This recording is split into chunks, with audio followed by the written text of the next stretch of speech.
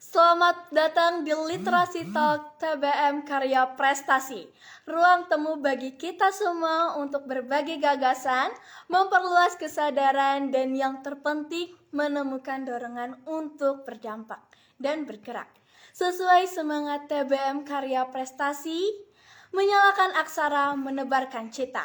Literasi Talk bukan hadir sekedar sebagai ruang bicara, tetapi sebagai wadah bertumbuh, bergerak, dan berdampak bersama. Hari ini kita akan berdialog, menyimak, dan memaknai agar apa yang kita bicarakan tidak berhenti di kepala, tetapi sampai ke langkah yang nyata. Karena literasi bukan hanya tentang tahu, melainkan tentang sadar dan berani untuk bertindak. Mari kita mulai Literasi Talk, kata yang berarti, aksi yang berdampak. Assalamualaikum warahmatullahi wabarakatuh. Om Swastiastu, Namo Buddhaya, salam kebajikan.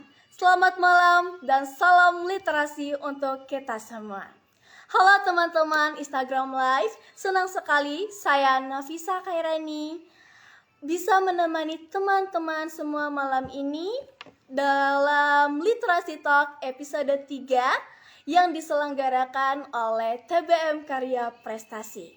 Pada kesempatan kali ini, kita hadir dalam sebuah ruang literasi dengan tema Dari Minat Menjadi Karya, Menulis untuk Generasi Muda. Tema ini bergerak mengajak kita untuk melihat bahwa ketertarikan sederhana seperti kegemaran membaca, bercerita, dan menulis dapat menjadi awal dari lahirnya karya yang bermakna. Karena kita percaya minat yang dirawat hari ini melalui pendampingan dan lingkungan yang tepat akan tumbuh menjadi karya yang membentuk cara berpikir dan masa depan generasi muda di kemudian hari. Malam ini kita akan berdiskusi bersama dua narasumber yang luar biasa yang akan berbagi pandangan, pengalaman, serta praktik baik dalam mengembangkan minat menulis hingga minat tersebut dapat bertumbuh menjadi karya yang bermakna bagi generasi muda. Mari kita sambut.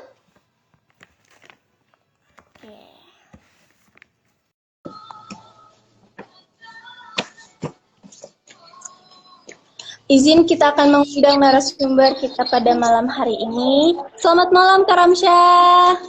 Malam. Halo. Gimana kabarnya, sehat? Alhamdulillah sehat. Bagaimana Kak Ramsyah sendiri? Alhamdulillah sehat, luar biasa. Allahu Akbar. Selamat malam Pak. Selamat malam.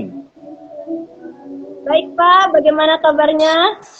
Kabar baik. Alhamdulillah. Baik, sebelum masuk ke diskusi kita pada malam hari ini, saya persilahkan untuk masing-masing narasumber untuk memperkenalkan diri ke penonton secara singkat. Ya. Apa dulu? Ya, silakan Pak. Tanya dulu. Pak. Oh, saya Pak ya. Oh, saya dulu. Ya kan sudah kenal. Kita untuk para penonton nih, siapa tahu masih belum kenal dengan Bapak, silakan perkenalan diri dulu Pak. Ya, yang nonton 2 orang baru ya. 1. Ya, selamat malam. Assalamualaikum warahmatullahi wabarakatuh. Waalaikumsalam warahmatullahi wabarakatuh. Kenalkan, saya Edi Salahuddin. Kalau sehari-hari biasa dipanggil Pak Edsa kalau di tempat kerja ya. Biasa juga dipanggil Mang Udin gitu. Kemudian di TBM ya seperti yang sudah diinformasikan, menjadi ketua pengurus daerah Forum Taman Bacaan Masyarakat Kabupaten Bangka. Kemudian memiliki taman bacaan yang namanya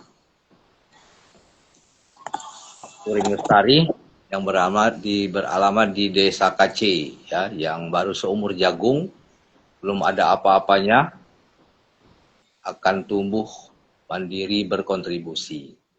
Jadi sehari-hari aktivitas mengajar dan menulis, kemudian bermedia sosial. Demikian Kak Aca, silakan Kak Aca.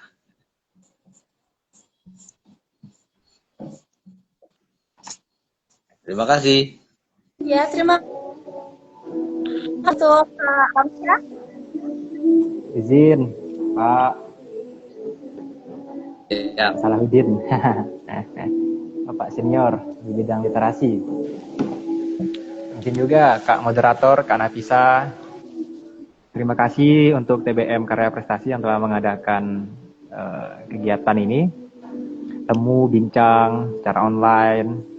Ya, luar biasa harapannya bisa menjadi sebuah dokumentasi yang baik nantinya untuk kawan-kawan yang berkunjung barangkali ya ke TBM Karya Prestasi melalui IG ataupun melalui TikTok, nanti bisa menemukan video ini dan insya Allah lah nanti perbincangan ini ada insight-nya yang bisa diambil. Saya Ramsyah Alakab, biasa dipanggil Ocha sehari-hari. Untuk di bidang literasi, saya biasanya kalau sekarang orang tahunya saya biasanya di Kosada, Komunitas Aksara Muda. Termasuk TBM juga sih. TBM-nya ada di Sungai Liat, di kantin pahlawan dekat kampus, di Sipol, di dalam kampus itulah TBM-nya. Kalau kawan-kawan pun pengen baca-baca buku, pengen duduk-duduk ngopi, bisa itu di kampus itu, di kantin pahlawan. Bisa ngopi, bisa baca buku, makan Indomie barangkali. Kalau lapar. Nah, kemudian kalau untuk literasi-literasi, saya mulai menyelami, mulai membaca barangkali dari kecil, mungkin karena biasa dikasih majalah Bobo. Habis itu mulai menulis-menulis itu di SMA, ikut-ikut lomba gitu kan. Nah, nulis-nulis bukunya itu kayak novel, kemudian kumpulan puisi dan segala macam. Itu mulai di masa kuliah. Buku terakhir itu judulnya Depati. Ngangkat cerita sejarah Depati sih. Gitu. Ya, kalau mungkin kawan-kawan pernah membaca bukunya atau bertemu, tahu informasi tentang bukunya ya dibaca. Kalaupun enggak ya nanti bisa ditanyakan. Ini belajar dari Pak Salahuddin juga sih. Siap, Bapak. Belajar dari mananya belajar? Dengan TBM Karya Prestasi belajar. Iya, betul itu. Luar biasa nih TBM-nya.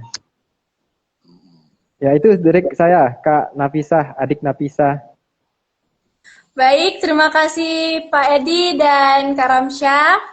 Sangat luar biasa sekali dan saya beritahukan juga kepada para penonton live Instagram TBM Karya Prestasi. Jangan lupa untuk memberikan pertanyaan kepada dua narasumber kita yang luar biasa ini. Terutama untuk bunda-bunda yang ada di rumah, bagaimana menumbuhkan dan mengembangkan minat literasi anak hingga dapat diarahkan menjadi kemampuan menulis yang positif dan berkelanjutan. Baik, izin untuk Kak Ramsyah nih, lebih nyaman dipanggil Kak Ramsyah atau Kak Ocha nih? Abang. Hai. Bang Ocha. Bang Ocha, oke. Baik, izin untuk Bang Ocha dan Pak Edi, kita lanjut ke sesi diskusi kita malam hari ini. Oke. Oke, nah untuk mengawali diskusi kita, nah mungkin kita perlu menyamakan dulu nih ya, pemahaman para penonton kita ini yang masih menganggap menulis itu bukan sesuatu yang berat nih. Sebenarnya sih bagaimana proses sederhana untuk menumbuhkan minat menulis pada generasi muda hingga nantinya bisa berkembang menjadi sebuah karya. Yang khususnya kepada generasi muda yang baik itu sekarang masih menonton ataupun nanti menonton tayangan ulang di video live ini nantinya. Mungkin bisa memberikan tanggapan dari Pak Edi terlebih dahulu dan akan ditambahkan pernyataan dari Bang Ocha. Baik, untuk Pak Edi dipersilakan. Baik, terima kasih. Suara saya bisa terdengar jelas? Aman Pak, Mas bisa Aman Pak. ya? Oh ya, baik. Ya, jadi berdasarkan pengalaman sebenarnya menulis itu kegiatan yang menyenangkan. Tetapi sebagian orang memang belum terbiasa dengan kegiatan menulis. Nah, ada 4 keterampilan berbahasa yang memang harus kita latih sedini mungkin ya, bila perlu sejak kita balita. Ada 4, yang pertama membaca, kemudian keterampilan menulis, keterampilan berbicara, dan keterampilan mendengarkan atau menyimak.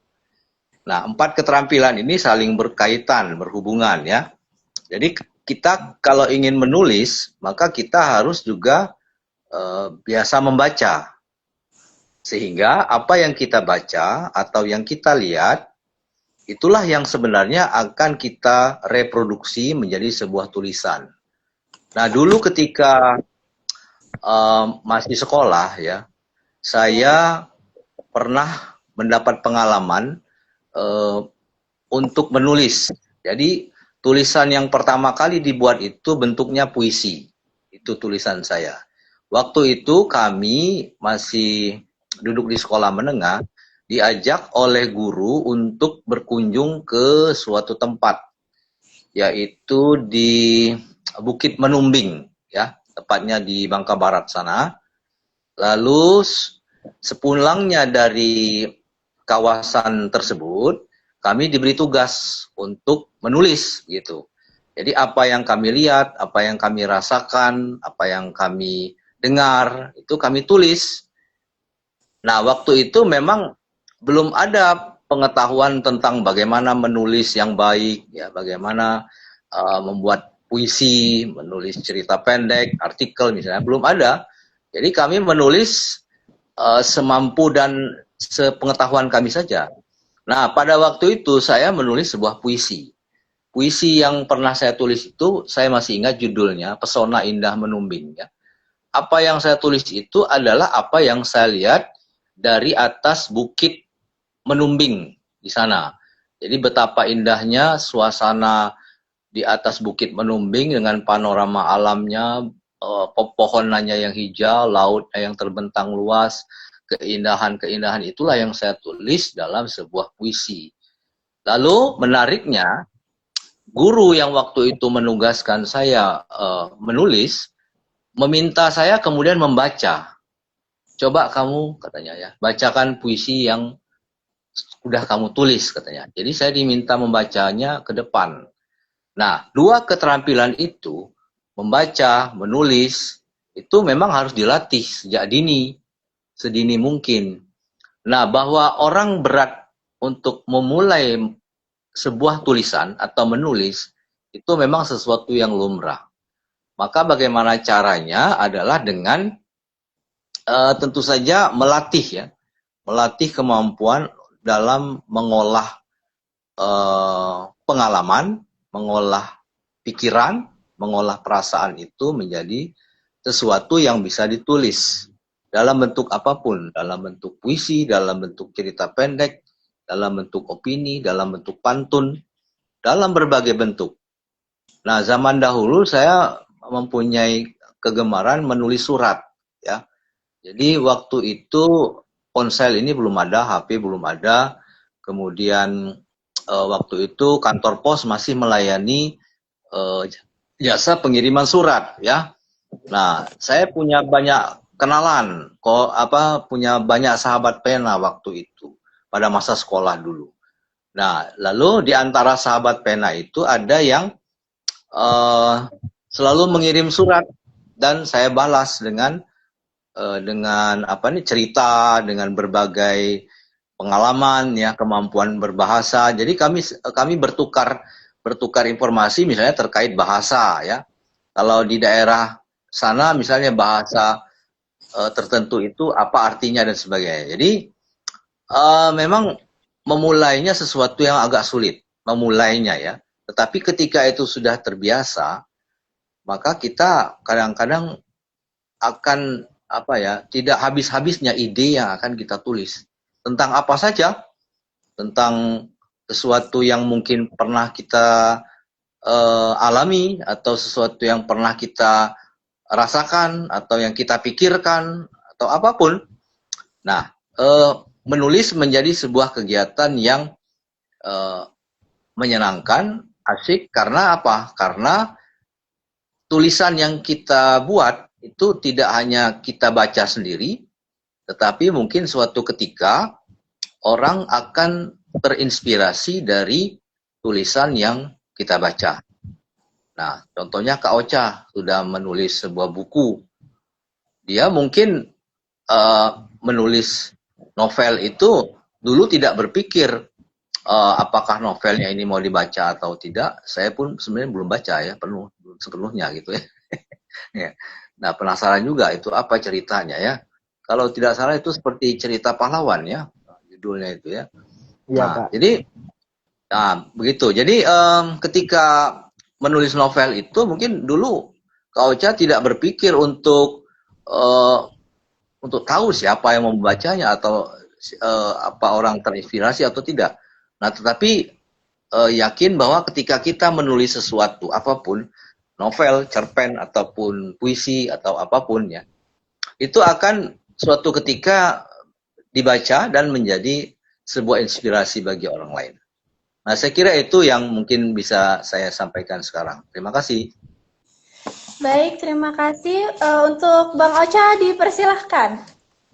Ya. Sudah sangat lengkap sekali jawabannya dari Pak Salahuddin.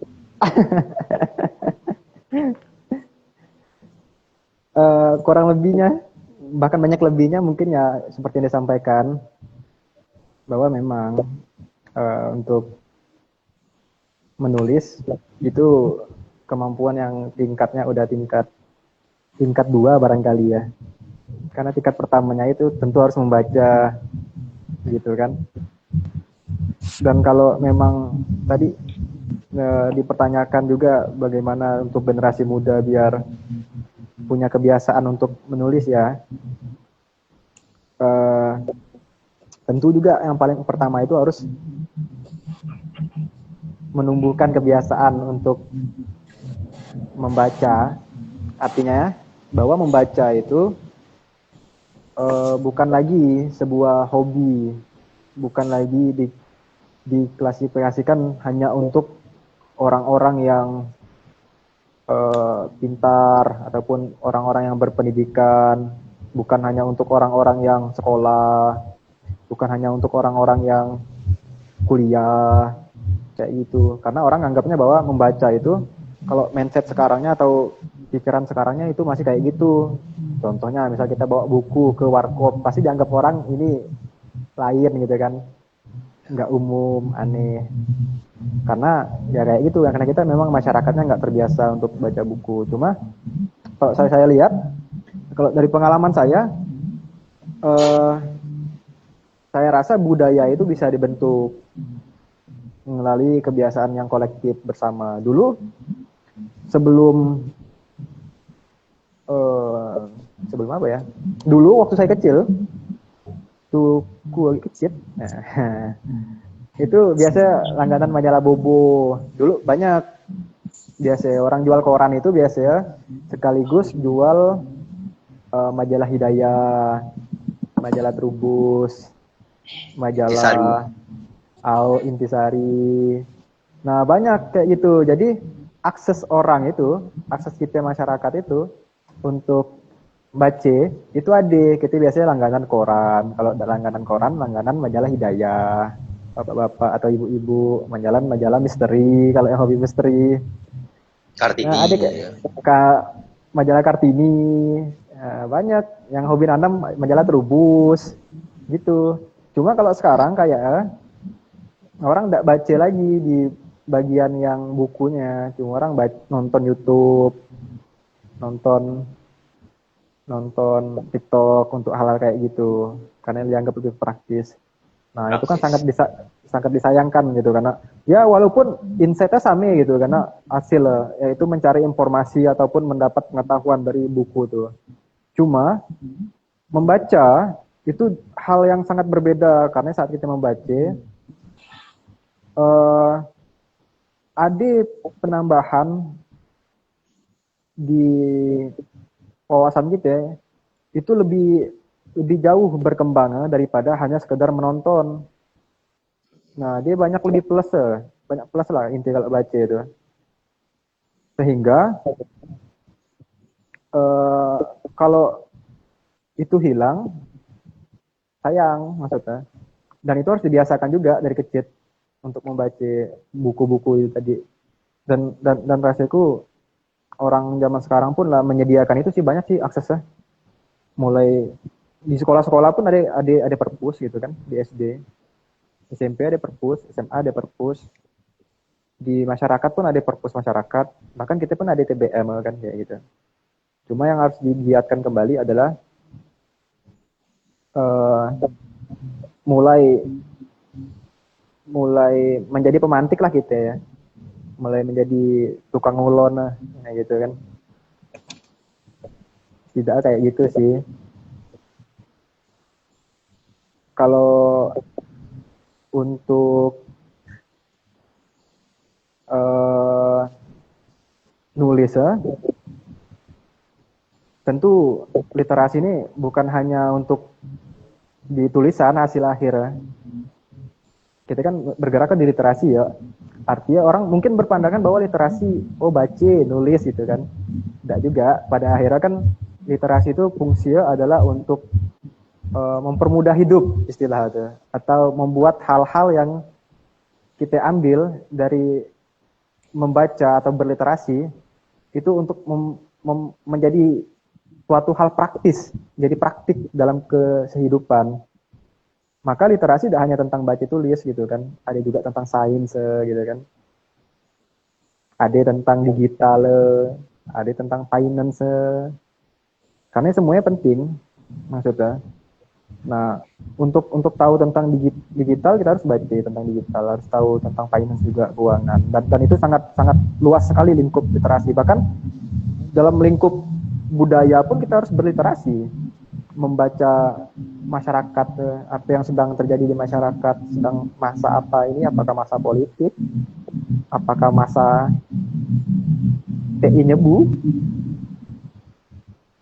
ya itu. Jadi dia praktis sifatnya. Akhirnya bagus sih, mantap, inti kayak itulah yang disampaikan Pak Salahuddin itulah sangat benar. Dan ku menambahkan kataku harus apa ya, harus langganan majalah kayak itu sih Adek Anis Nafisa. Baik, terima kasih atas penjelasannya Pak Edi dan Bang Ocha. Nah, kita bisa melihat ya bahwa proses untuk menumbuhkan minat menulis pada generasi muda itu dapat dimulai dari langkah-langkah yang sederhana, terutama dengan pendampingan yang tepat dari lingkungan terdekat.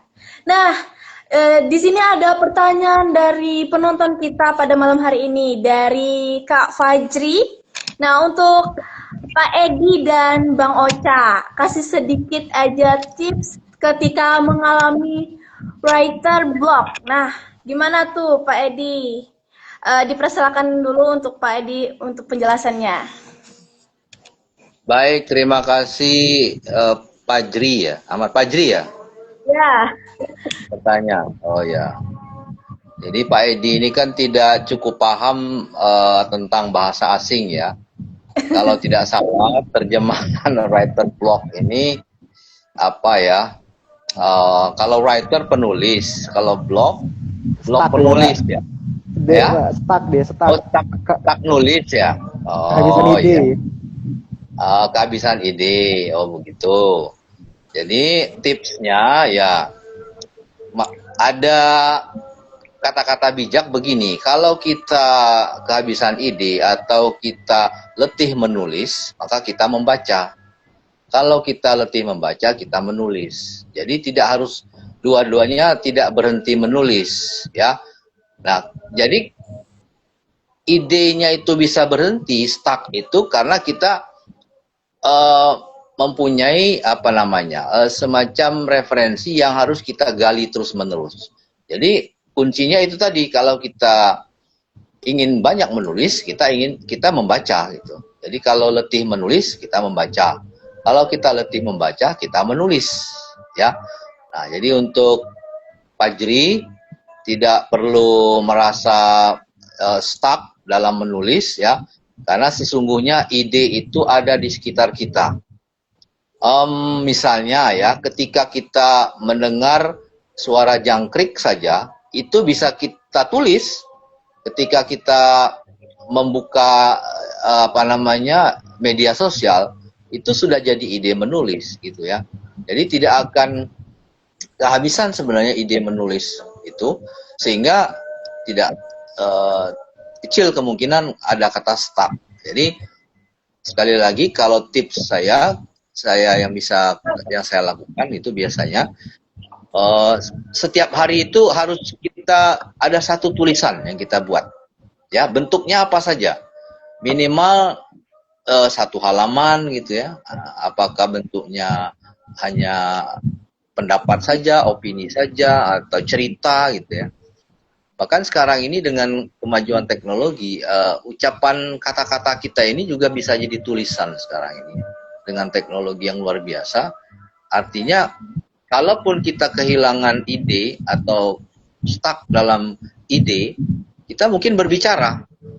Karena kembali kepada 4 keterampilan berbahasa tadi ya. Memang menulis memang itu relate dengan membaca. Tetapi ketika kita berbicara, itu sebenarnya sekarang juga bisa jadi tulisan. Gitu. Akhirnya 4 keterampilan ini menjadi sesuatu yang memang harus diasah terus-menerus. Kemudian mendengarkan, ya, mendengarkan menjadi sesuatu yang memang sekarang ini menarik untuk kita latih terus-menerus, karena ada kata-kata bijak juga. Untuk menjadi pembicara yang baik, kita juga harus menjadi pendengar yang baik. Demikian ya, Fajri. Terima kasih.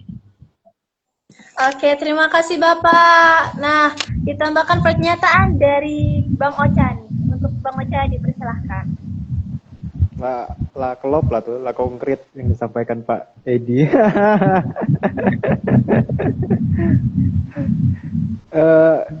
Kalau nulis itu sebenarnya bukan proses mencari ide. Bener lah kata Pak Edi tadi, nulis itu bukan proses mencari ide, nulis itu menuangkan ide.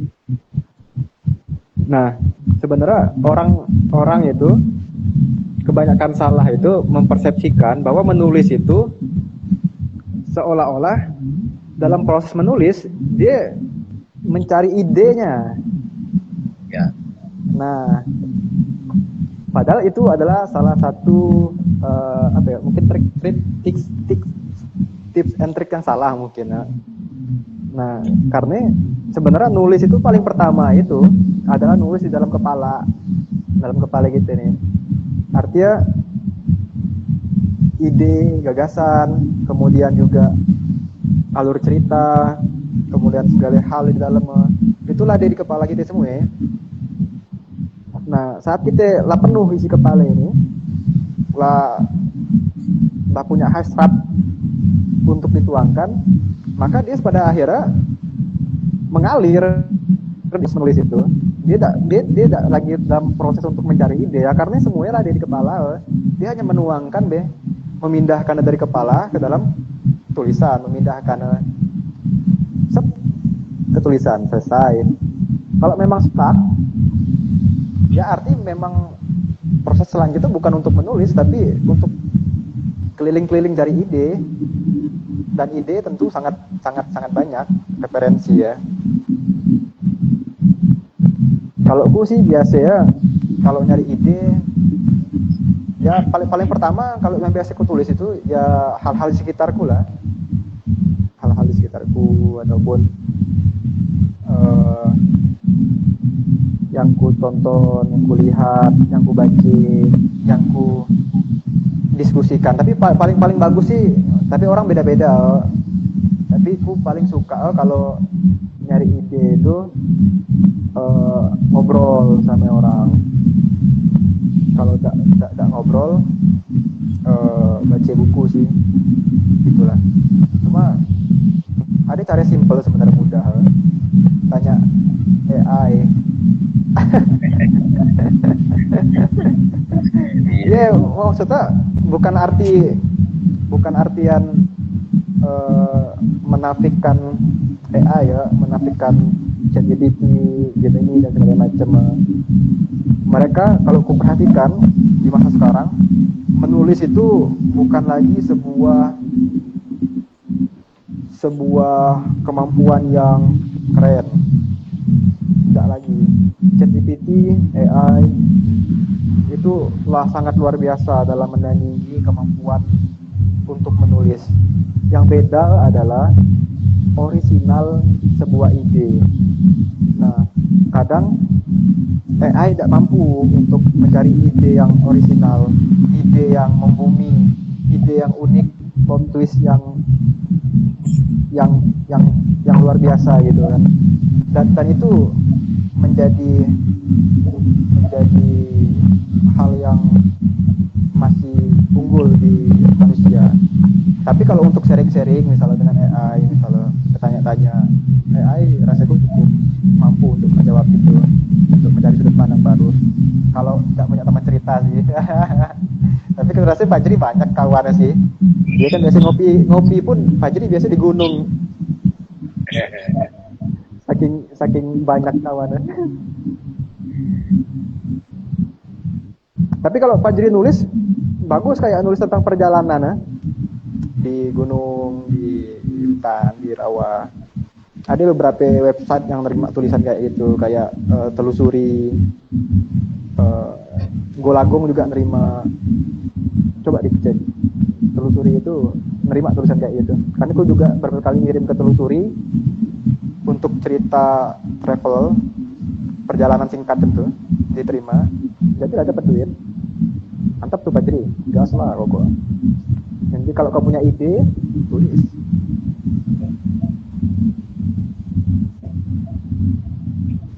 Nah, intinya itu lah sih.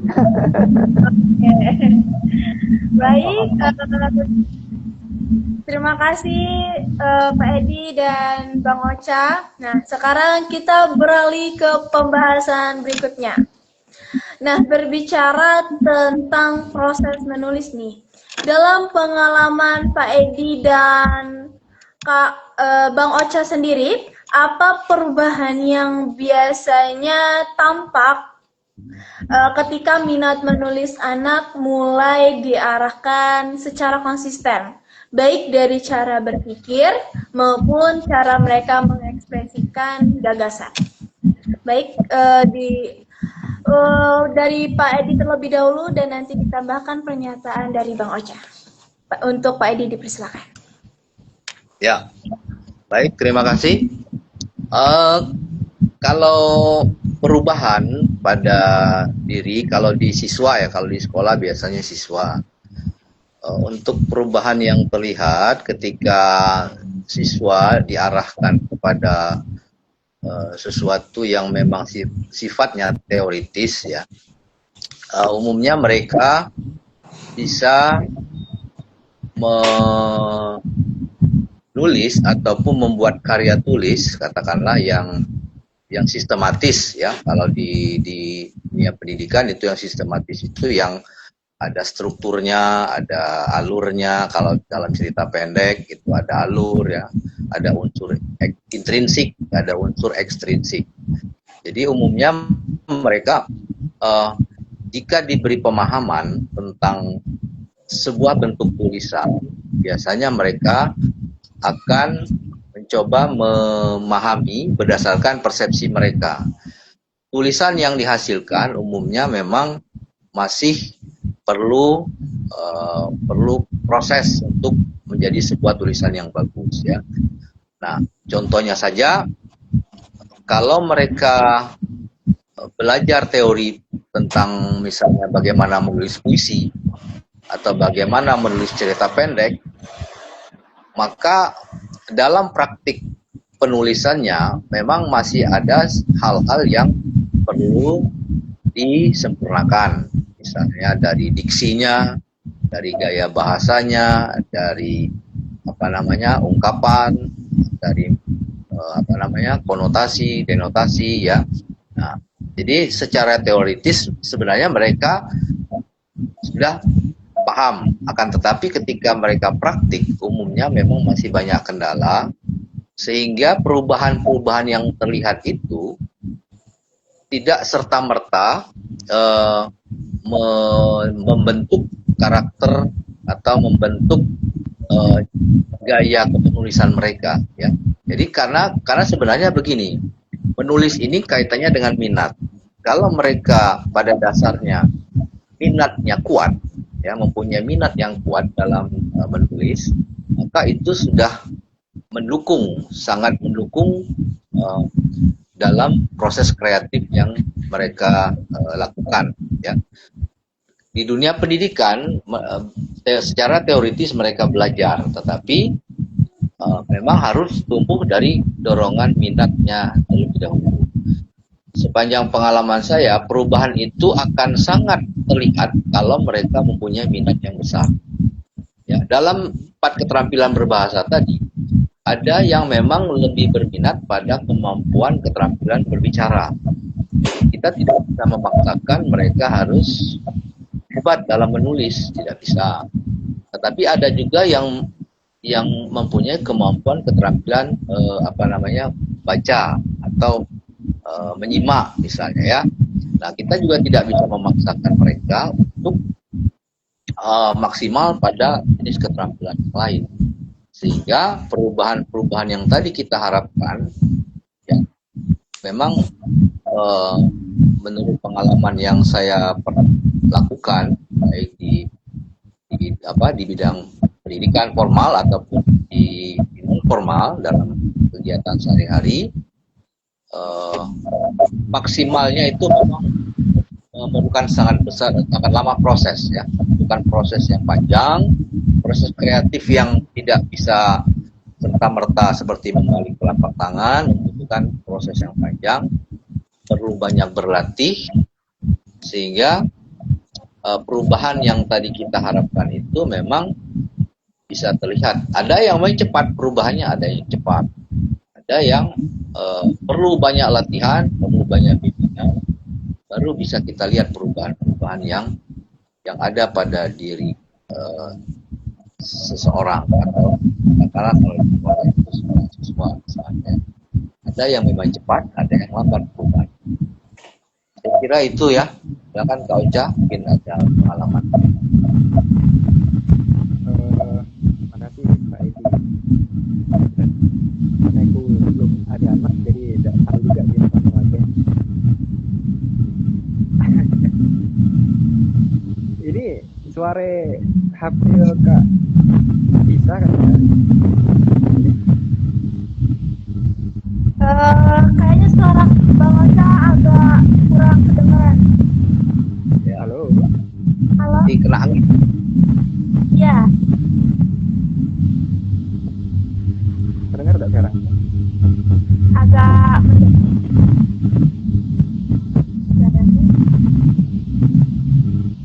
Halo? sedikit lagi Kak.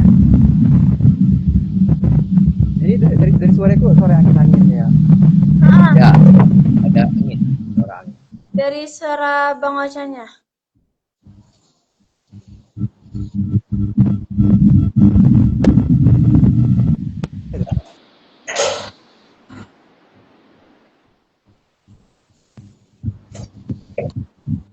Ada.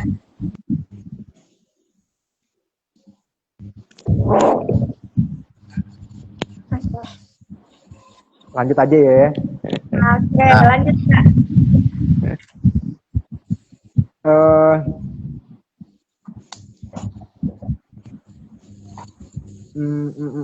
Ku kurang berinteraksi kalau untuk anak-anak, karena TBM TBM taman baca itu yang disediakan oleh Kosada itu kebanyakan memang difokuskan untuk remaja ke atas biasanya. Dan kami pun biasa mengadakan kegiatan-kegiatan yang sifatnya memang untuk sasarannya mahasiswa kayak gitu. Cuma memang ada beberapa kali juga kami ngadain kegiatan itu untuk anak-anak kayak lapak baca yang memang khusus untuk anak. Ada kelas dongeng juga kayak gitu kan. Tapi sayangnya karena aku kurang concern juga di bagian anak-anak ini, jadi aku kurang tahu juga sih perkembangan seperti apa yang terjadi untuk anak-anak yang kemudian memang aktif dalam dunia literasi gitu kan. Cuma kalau kulihat-lihat anak-anak yang memang tertarik membaca itu kayak tidak bisa dinilai langsung di saat itu juga, karena yang kita lihat hanya kemampuan keinginan dia untuk membaca gitu kan. Tapi aku rasa keinginan dan kemampuan untuk menjadikan baca itu sebagai kegiatan sehari-hari, efeknya nanti pasti akan menumbuhkan anak yang berbeda dengan anak-anak yang kemudian tidak membaca, pasti kan. Cuma di zaman sekarang anak-anak itulah berbeda dengan anak-anak di zamanku ataupun di zaman Pak Edi gitu kan. Karena anak-anak zaman sekarang itu udah melek dengan teknologi gitu kan. Mereka lah tahu tentang banyak hal yang mereka dapatkan dari TikTok, yang mereka tonton dari Instagram, yang mereka tonton dari YouTube. Nah, dan kurasa kalau diimbangi dengan membaca, artinya kan ada daya kritis kan yang tumbuh, dan harapannya di saat mereka tumbuh di usia remaja ataupun usia remaja dewasa gitu kan, mereka tidak hanya menjadi orang yang kemudian mengulangi informasi yang mereka terima dari media sosial, tapi juga mampu memberi nilai dari informasi tersebut, kemudian juga menelaah. Dan itu rasaku hal yang sangat penting untuk anak-anak di zaman sekarang sih, karena arus informasi lah luar biasa, tidak bisa dibendung lagi. Kalau dulu kan cuma nonton TV gitu kan, dan itu pun bisa dikontrol, nonton Facebook, nonton Global, nonton YouTube kan tidak baca, kecuali orang tua berlangganan YouTube Kids sekali, atau TikTok tidak ada, kayak tidak ada TikTok Kids ya. TikTok ya. Gitu. Itu Pak Edi lah paling ngerti ya. Nah bener lah. Aku sepakat lah.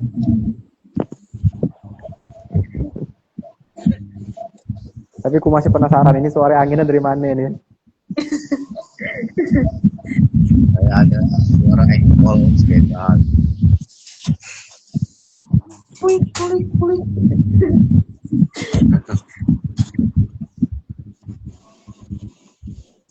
Udah hilang suaranya. Ya, masih. Oke. Nah, Bang Ocha, kalau menulis itu bukan sekedar aktivitas nih, melainkan cara berpikir. Nah, kapan kakak mulai berasa pola pikir kakak sendiri berubah karena menulis?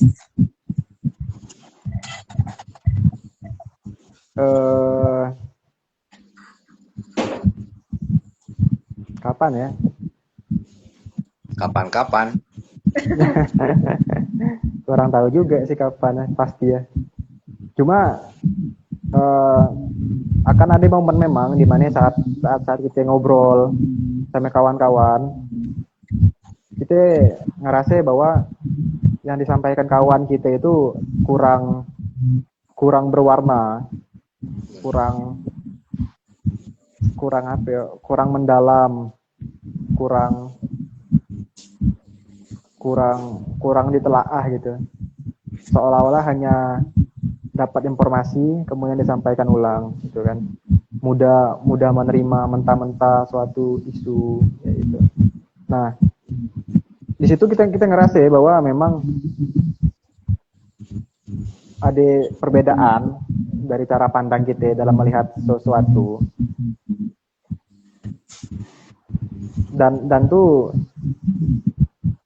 kalau ketemu dengan banyak orang yang memang membaca, biasanya orang-orang yang membaca itu ya yang orang-orang ya biasanya agak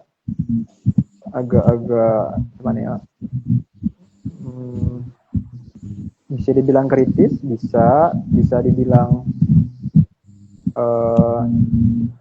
tidak mudah, ya bisa dibilang kritis lah, gampang lah kayak gitu.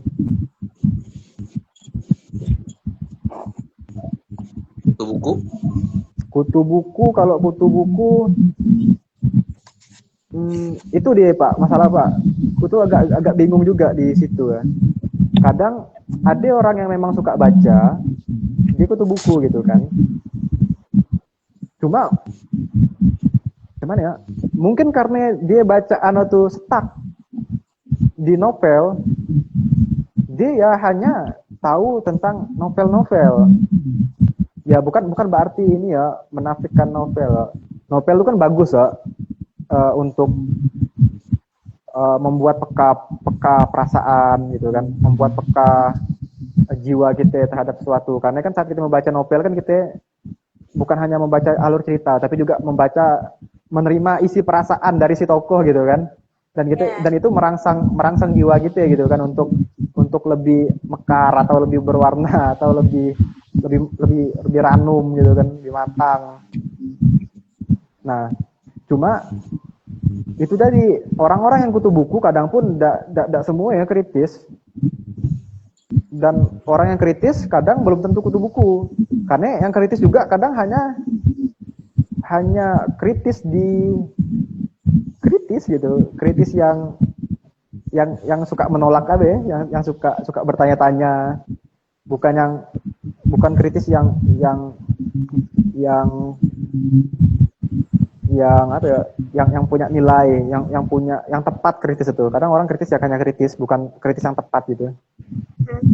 Gitu. Dan kutu buku bagus, cuma kadang kalau kutu buku tidak diimplementasikan ilmu atau ide, tidak dibangun sebuah wacana yang besar, tidak diaplikasikan untuk sebuah bisa program, bisa karya, bisa gerakan ataupun apapun itu. Dan kurasa itu percuma gitu kan. Kalau hanya untuk kita pun bagus lah kalau dia ada masuk untuk kita gitu kan. Cuma sayang karena menurutku orang yang biasa membaca itu akan pada akhir akan rakus seharusnya untuk membaca segala hal. Maksudnya memang biasanya berawal itu dari hal-hal yang dia suka, novel gitu kan. Karena aku juga dulu berpikirnya kayak gitu sih, biasa novel yang mudah-mudah dibaca novel. Cuma nanti biasanya akan merembet ke buku-buku yang lain nah. Novel yang kritis, buku yang kritis, buku gagasan, buku pemikiran, buku tokoh-tokoh. Akhirnya semuanya baca semua. Buku sejarah kayak, buku psikologi kayak. Cuma tetap ada buku yang kita suka. Cuma itulah tadi, karena kita akhirnya jadi pelahap, jadi menganggap membaca itu bukan suatu hobi tapi suatu keharusan. Kita punya cara pandang yang berbeda dan itu udah umum sih. Biasa cara pandang orang-orang yang itu. Cuma itulah jadi tidak umum. Kalau jadi yang tidak umum karena akan berbeda nanti ya. Akan merasa berbeda. Oke. Nah, kalau menurut pandangan Bang Ocha sendiri, kapan seseorang itu bisa disebut penulis? Apakah sejak mulai menulis atau saat berani menunjukkan tulisannya ke publik? Tidak tahu. Jangan sudah menulis. Ya karena disebut penulis itu sejak kapan nggak tahu juga sih, apakah harus berkarya gitu kan, apakah harus punya tulisan yang dibaca orang, ataukah sejak dia nulis diary hanya untuk diri sendiri, apakah itu termasuk penulis juga gitu kan. Kurang tahu juga di maksudnya kapan disebut penulis ya. Tapi ya itu tadi, memang ada beberapa tulisan yang sifatnya harus disampaikan, dan ada juga tulisan-tulisan yang memang sifatnya ya hanya untuk dituangkan gitu. Kadang ada orang-orang misalnya, orang-orang yang barangkali kayak buku diary lah misalnya, orang menulis buku diary kan bukan untuk dibaca orang gitu kan, cuma untuk menuangkan perasaan dia, mungkin itu sebagai terapi dia agar lebih rileks, atau terapi dia agar ngerasa keseharian dia lebih klop selesai dengan sebuah tulisan catatan gitu kan. Tapi ada juga orang-orang yang menulis yang memang karena dia resah, misalnya melihat sesuatu gitu kan, misalnya menulis tentang mengkritisi kebijakan karena dia resah ya kan, ya memang untuk ditujukan untuk publik artinya kan, ya bagus. Nah, memang ada beberapa yang mungkin berkarya puisi misalnya, ya hanya untuk diri dia lah gitu kan. Ada juga yang memang mungkin berkarya puisi dia bukukan dan dia pengen orang lain membaca, ya bagus itu. Tapi kapan orang disebut penulis? Ya orang lain yang menyebut dia penulis, bukan si penulis yang menyebut dia penulis. Oke, baik. Terima kasih Bang Oscar. Siap.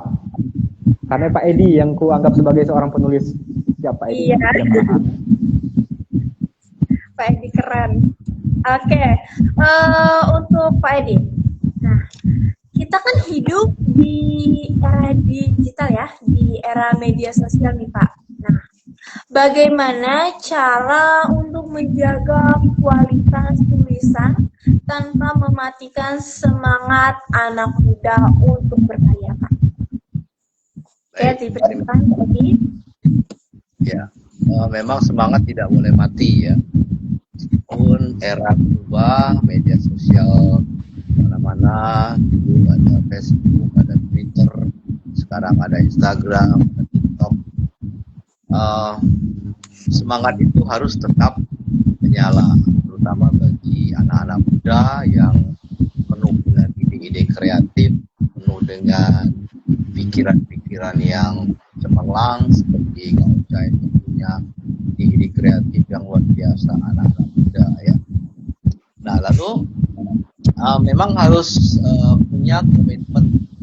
Pertama dia harus punya komitmen bahwa perubahan zaman dan hadirnya media sosial itu harus disikapi ya. Jangan menjadikan perubahan zaman dengan hadirnya media sosial itu sebagai sesuatu yang melemahkan semangat.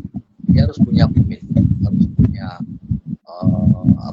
jiwa yang memang kuat, ya, mental yang kuat untuk menggunakan kemampuan kreatif, menggunakan kemampuan kritisnya untuk menulis. Jadi apapun bentuk tulisannya, media sosial tidak bisa dijadikan sebagai sebuah kendala. Justru itu jadi sebuah ladang baru ya. Saya pikir itu menjadi ladang baru bagi anak-anak muda untuk mengembangkan kreativitasnya. Jadi tidak lalu melemahkan semangat gitu ya. Memang tantangannya di situ sebenarnya. Karena jujur saja media sosial menjadi platform yang menggantikan ketertarikan anak-anak, ketertarikan remaja, bahkan kaum dewasa pun semakin tertarik dengan hadirnya media sosial. Nah, akan tetapi itu sebenarnya sebagai peluang yang bisa menjadi ladang ide kreatif yang bisa dikembangkan. Jadi tidak harus mengurangi semangat. Itu seharusnya. Memang ini sesuatu yang memang harus bisa disikapi bagaimana caranya ya. antara lain mungkin sekarang ini hadirnya berbagai aplikasi yang memudahkan anak-anak muda untuk mengembangkan kreativitas daya kritisnya ya, tetap menjaga originalitasnya, keasliannya meskipun ada AI. Jadi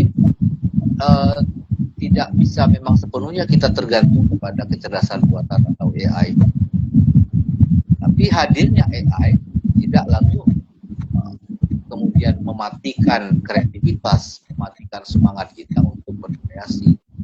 Jadi harus tetap tumbuh semangatnya dan menjadikan perkembangan ilmu pengetahuan, hadirnya media sosial itu menjadi ladang ide kreatif yang bisa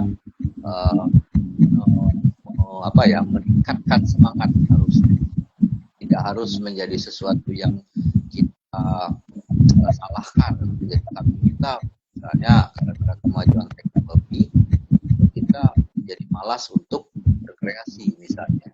Jadi saya kira memang itu sebuah tantangannya sekarang ini di dunia pendidikan,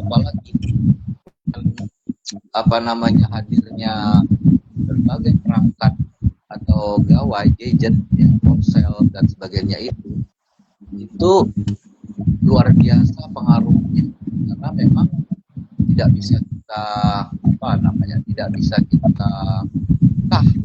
tidak bisa kita halang-halangi kehadiran teknologi dengan kesenian dan kemajuannya itu memang harus disikapi dengan baik dan bijaksana tanpa menjadikan teknologi sebagai kambing hitam sebuah perubahan zaman.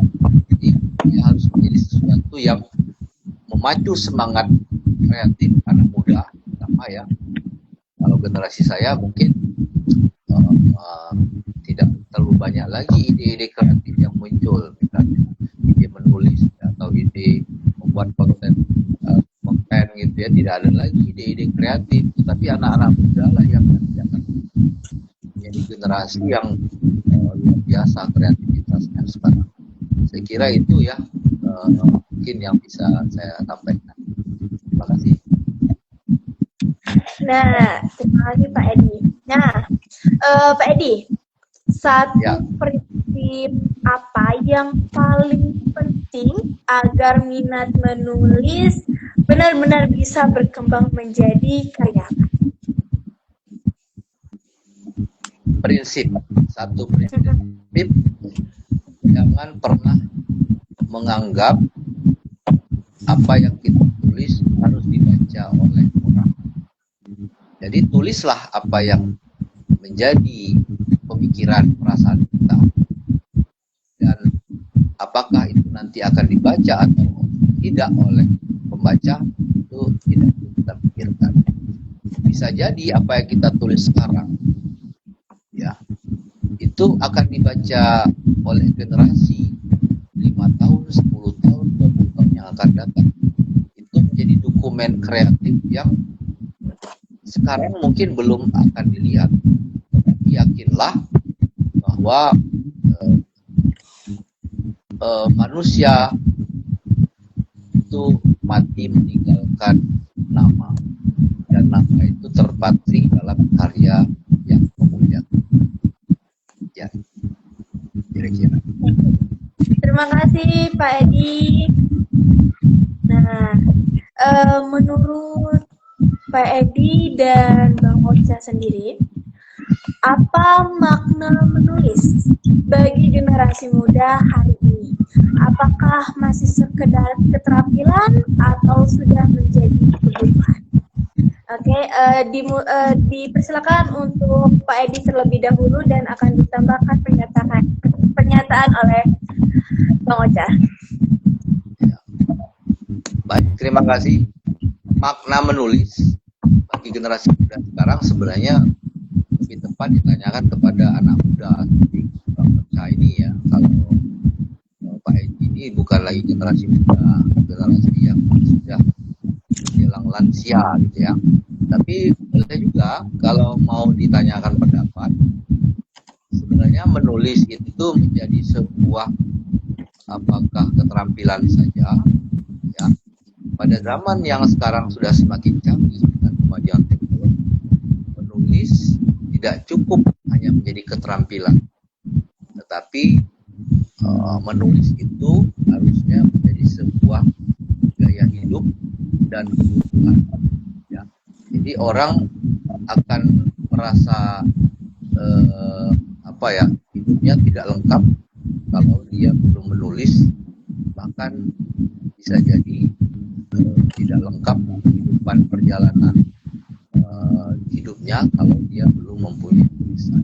Nah, Kak Ocha itu kan, Bang Ocha itu sudah punya tulisan, anak muda yang punya tulisan. Silakan Kak Ocha. Baik, ditambahkan oleh pernyataan dari Bang Ocha. Bang Ocha dipersilakan. Saya sepakat Bapak Edi. Mantap.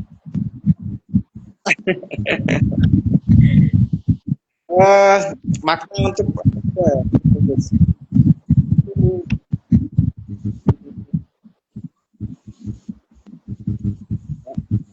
barangkali ini ya, zaman dulu itu satu-satu saluran bisa jadi ada untuk nampung gagasan dia spesifik barangkali salah satu lewat tulisan.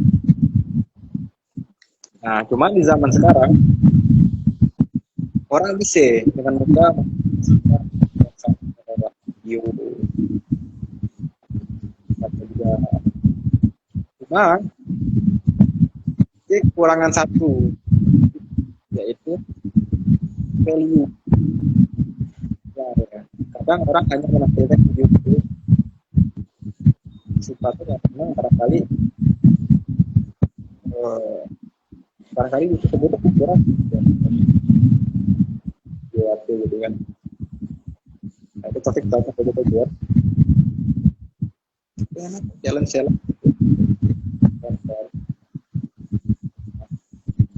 itu kan mudah mengekspresikan. Cuma itu tadi dia kehilangan value dia. Ya. Tapi kalau dia menulis, dia harus menemukan gagasan, menemukan gaya yang tersifat. Dan kurasa sekarang itu tetap hal yang keren untuk anak muda. Kalaupun anak muda barangkali tidak tertarik lah dengan YouTube, dia tertarik dengan TikTok. Pada akhirnya toh dia harus membuat sebuah video yang berbeda, video yang unik, video yang berkesan, dan itu pastilah dia proses tulis gitu guys ya. Karena tidak tiba-tiba langsung gitu. Ini pasti akan melihat ide yang di kepala dia dengan skema kasar barangkali dalam bentuk tulisan atau catatan kecil, dan itu kurasa bagian daripada menulis juga, karena pada akhirnya salurannya ya lewat video. Nilai dari berupa gagasan juga tidak hilang walaupun di, dan itu harus dilakukan para nanti hasilnya itu benar-benar.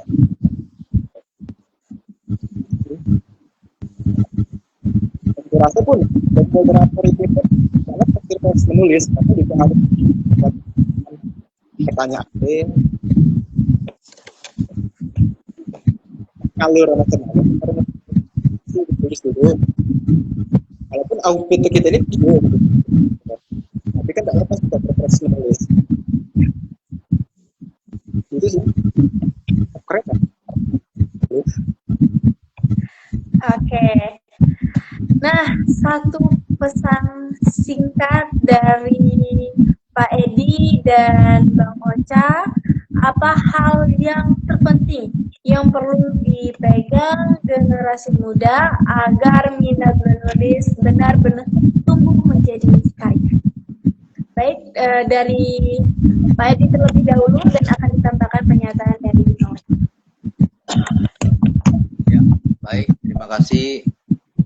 Contohlah Kak Ocha, generasi muda yang sudah bekerja dan tidak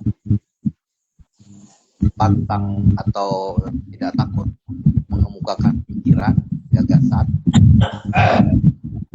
Para generasi muda itu harus punya ide kreatif, ide cemerlang yang mempunyai value bagi generasinya, kan?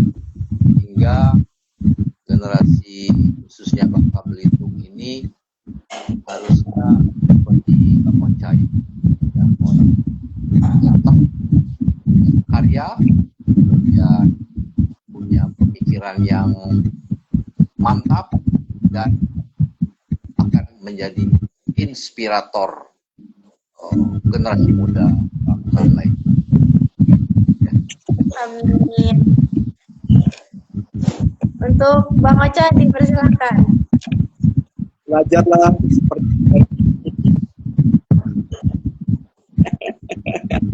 walaupun kita itu generasi muda, tetap harus belajar dari yang lebih di gagasan, pengalaman, logistik barangkali dari yang lebih tua, dari generasi di atas kita. Karena walaupun kita gagasan itu berbeda, kita dipakai dan menjadi inspirasi dan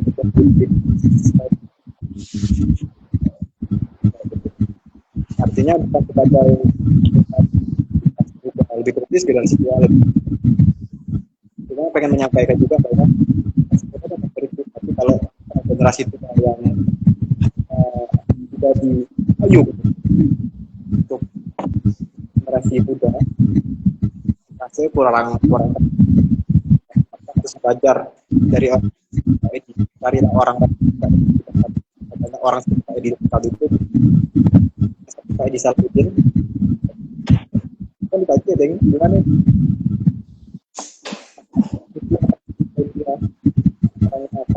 salah satu guru bagi orang yang hebat masa depan.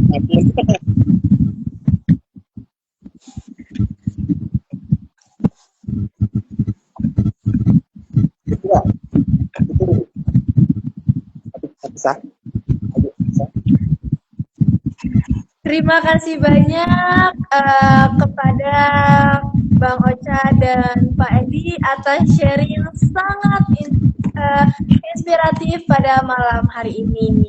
Dari diskusi kita malam ini, kita bisa menarik satu benang merah. Menulis itu dekat, bisa dipelajari dan akan bermakna ketika dijalani secara konsisten. Semoga percakapan kita malam ini menjadi pengingat bagi kita semua untuk terus memberi ruang dan dukungan agar minat menulis generasi muda dapat tumbuh menjadi karya. Terima kasih banyak Pak Edi dan Bang Ocha. Dan terima kasih juga atas banyak sekali sharing yang dapat Nafisa pelajari pada malam hari ini. Terima kasih juga untuk teman-teman yang sudah menyimak Literasi Talk episode 3. Semoga kita bisa bertemu kembali di episode selanjutnya dengan tema literasi yang kalah penting. Baik, saya Nafisa Khairani selaku host. Pamit undur diri. Wassalamualaikum warahmatullahi wabarakatuh.